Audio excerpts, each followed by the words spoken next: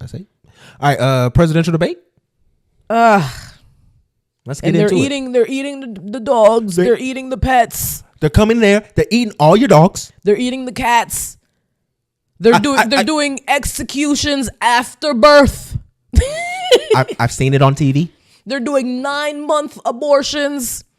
They're taking the baby right out of the womb. It's not even an abortion because the baby has been born into execution. They're killing them right there.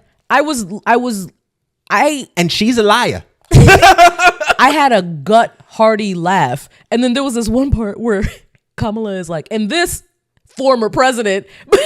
She would say this nigga. And this bitch. This bitch nigga. Bitch ass nigga. I will say this though. I mean, I watched the entire debate and she was very impressive. I'm not gonna lie. Like, she held her own with him. She made him look like the crazy senile old man a lot of times. And I know y'all racist people. He missed Joe, OD. I think a lot of y'all racist people who are in love with Trump, like, was never going to say he lost this in any kind of capacity. No. I feel like if I was going to be honest, I would say if I felt like she got bodied. But I think the main thing was like, when Shawty asked him, my G, it's been 9 years. Like, since you said something about Obamacare, do you have a plan? And this nigga said, we're still in the concept. I have a concept. I have a concept of a plan. He said, well, I don't know. I'm not president right now. What the fuck? That don't even make sense. The whole time you've been tweeting about how you want to get back in office and you don't have no plans for when you do so? For something that you said about 9 years ago? But 9 years ago is crazy. It was so funny because they brought up McCain. R.I.P. to John McCain. Mm-hmm. They brought up the one that you said that he wasn't a hero and he was a dumb person for getting caught. Oh, they was ripping that nigga up, man. Like, it was a body work. I'm not gonna lie, it was an inside job. Yeah, Black Illuminati. And I love to see it because you said that the moderator is also an AKA. 100%. Yeah, so it was a black woman that was moderating, and she was fact checking Trump a lot. And you said she didn't fact check Kamala not once the whole time? That's what people were saying. I didn't notice. I don't think But she probably could have. I honestly didn't notice if she was. Kamala is not straight up going up there lying. I mean, like, the stuff that he was saying was like asinine statements. He was saying that they are killing babies after they're born. If there were literally people murdering babies, I mean, you don't think we would know? That's what I said. It was just insane. For just some of the stuff that he was going up there. So I went to NPR and they did a fact checker of some of the stuff they were saying. So he did mention like inflation being really high during 2022 and whatnot after he had left office, which was true. But he doesn't tell you that a lot of his actions and spending, especially with like the stimulus checks and things like that, had a large to do with why that inflation happened. So he doesn't really talk about that part. Y'all could have kept the stimmies if it kept everything the same price. I mean, an excerpt from the article says government spending in the U.S. both under Biden, Harris administration and Trump also may have contributed to putting money in people's pockets and enabling them to keep spending in the faces of high prices. While the prices are a source of frustration for many Americans, the average worker has more buying power today than she did before the pandemic. Since February 2020, that's what they use, basically saying that average consumer prices went up 21% and wages went up 23%. So according to their works, but again, that's not that much of a boost. Yeah, if stuff went up 21% and then thank you for my little $50 that I keep after. Like, what? Appreciate that, my nigga. I get to keep 1%. Thank you. Also, too, there was some discussion too about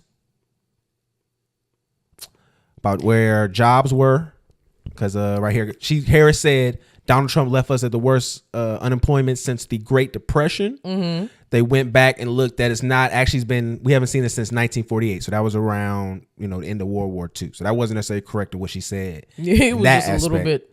But this later, the immigration part is with Trump. So he says, you see what's happening with the towns throughout the United States. You look at Springfield, Ohio. You look at Aurora, Colorado. They are taking over the towns. They're taking over the buildings. They're going in violently. These are the people that she and Biden led into our country. They're destroying our country. They're dangerous. They're at the highest level of criminality, and we got to get them out. We have to get them out. So I think that's important that we talk about a lot of the misinformation that's been going on online, because this is what kind of fueled this conversation that he was doing. Mm-hmm. I kind of have a personal gripe with especially a lot of the stuff that he does with immigration, because he's actually used someone who's a friend of mine.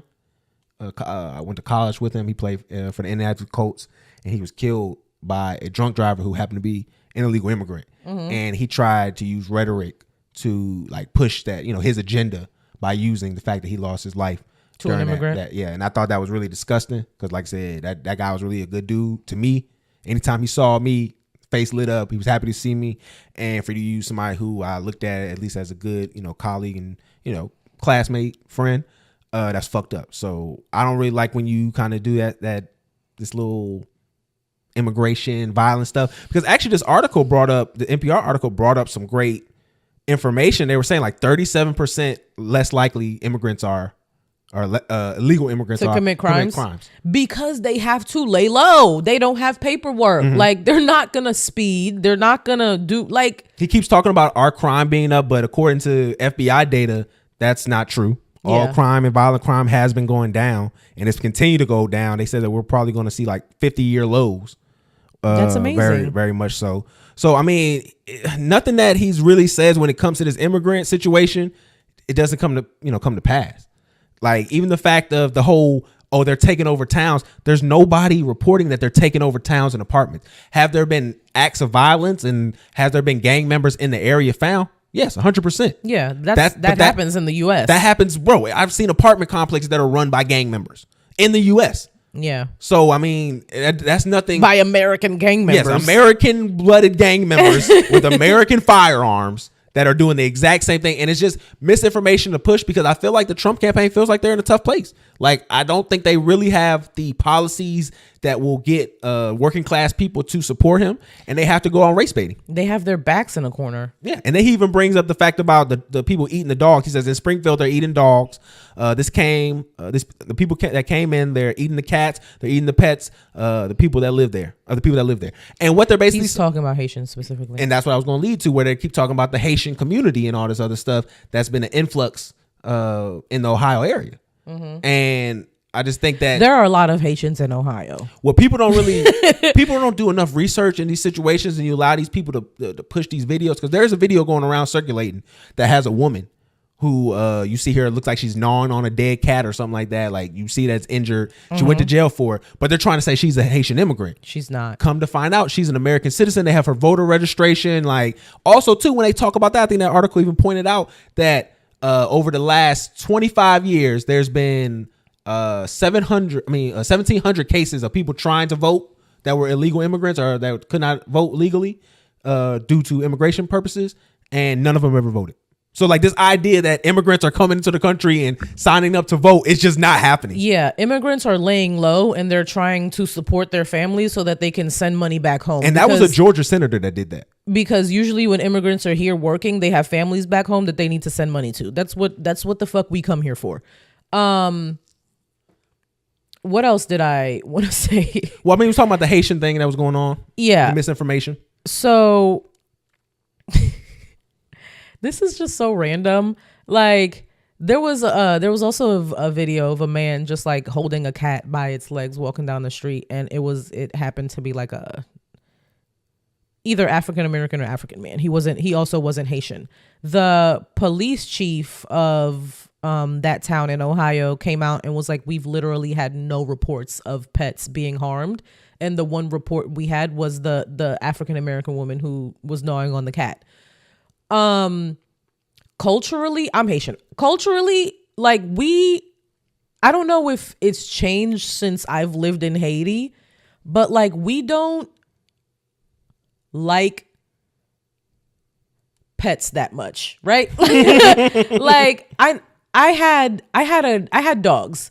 We do like dogs, but cats, like there are a lot of Haitians who think that cats are like demonic spirits, and we don't want them around at all. I remember, this is gruesome. My mom used to tell me the story.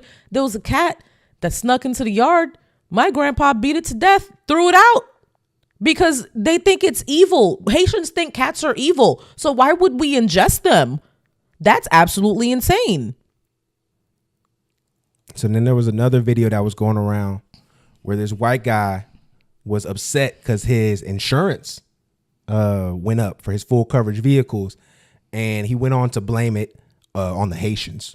He said it was the Haitians' fault. He said they were coming in, they were having accidents, and he didn't produce like a bunch of these pictures. But one of the pictures, the people had like a Jamaican flag in there in their car, and I'm like, well, I don't know about that, my guy. This one. I think you just put it on any black people you see that got into a car accident and just said they Haitian.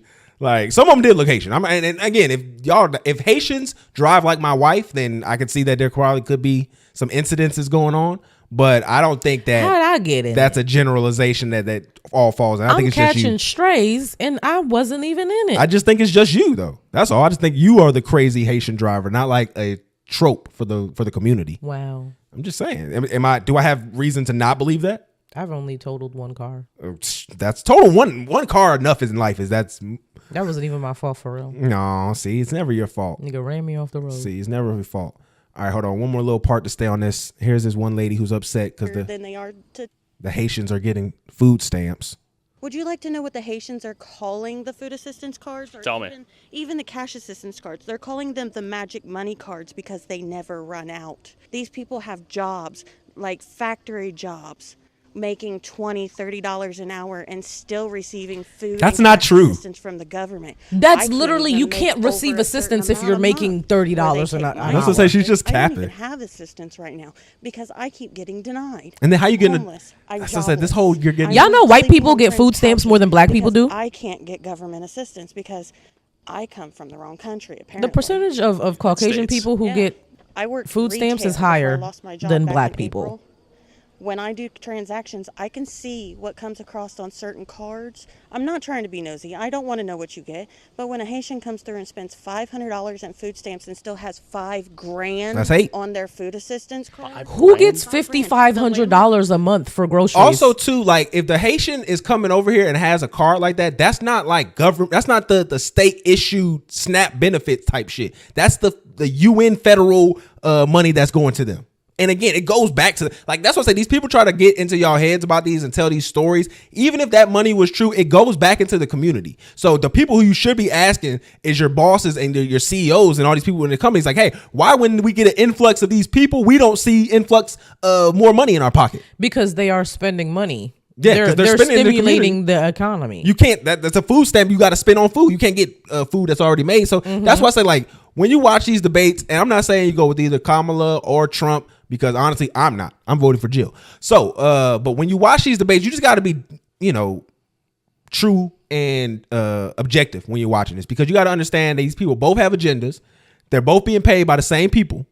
So, really, when you're looking at these two characters, you're just asking, how do you want it? Do you want lube on it or do you want it raw? Yeah. That's pretty much the difference. They still going to fuck you either way. So, one of them is just going to put a little makeup on you.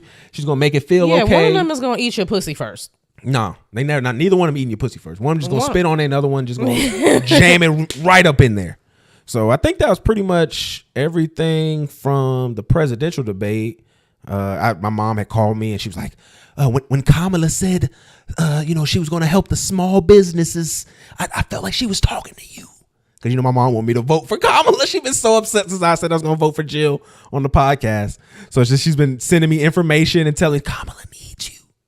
One thing I did hate that they didn't talk about though was the shooting that happened in Georgia out here. Oh yeah, I didn't like that high school shooting. That was really that school is close to my nephew's school in regards to like the area of where it's at. Oh, it is. That little boy that got killed. It hurt me because he looked just like my nephew. Mm-hmm. It was just to see that little black boy out there in that country rural ass town, and just to have that guy.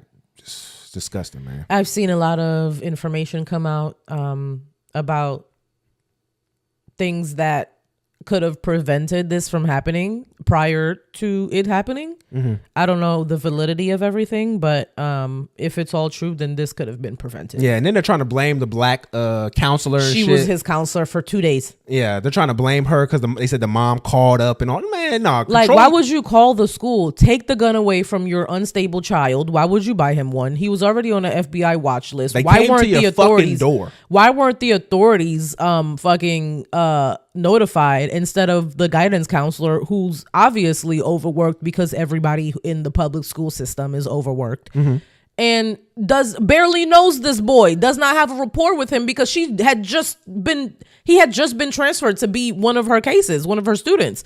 So like, I don't know. They just want to blame everything on black people. Yeah. Who's to blame is his fucking parents. For sure, 100%. Who, after the FBI reached out, showed up to their house and was like, your son has been making threatening comments on the internet, bought him a rifle. Why the fuck would you buy him a rifle? And then apparently, like, both his parents need to go to jail. And apparently too, like, and goes back to the Haitian thing, because y'all kept trying to put the Haiti's IQ average and shit like that. If Haiti got this low IQ, what does that say about y'all stupid idiots who can't read an article, can't verify a source? What does that make y'all? If Haiti is 67, you niggas is 0. Because that's what it only makes sense to. Because none of y'all niggas is making any sense with all this. I seen a liberal diss page, like, who disses like the left and all that other stuff, or not the left, but this is the Democrats and all that shit, talking about, oh, look, he had all these gay frustrated feelings. It was like, no, he was against gay people. He hated that the trans people were getting acknowledgement. He was one of you guys. But because you guys can't comprehend, you guys are idiots on that side. You stupid, retarded hicks. You don't understand, can't comprehend a 3rd grade sentence. Like, clearly. So, again, I was upset they didn't bring that up in the presidential debate, but, you know, it is what it is. Really quickly, for you Haitians that love Trump, you dense, stupid motherfuckers, if this has not changed your mind, then I really genuinely do not know what the fuck else to tell you, and maybe our IQ is low, because how the fuck are you still supporting this man? There's no hope.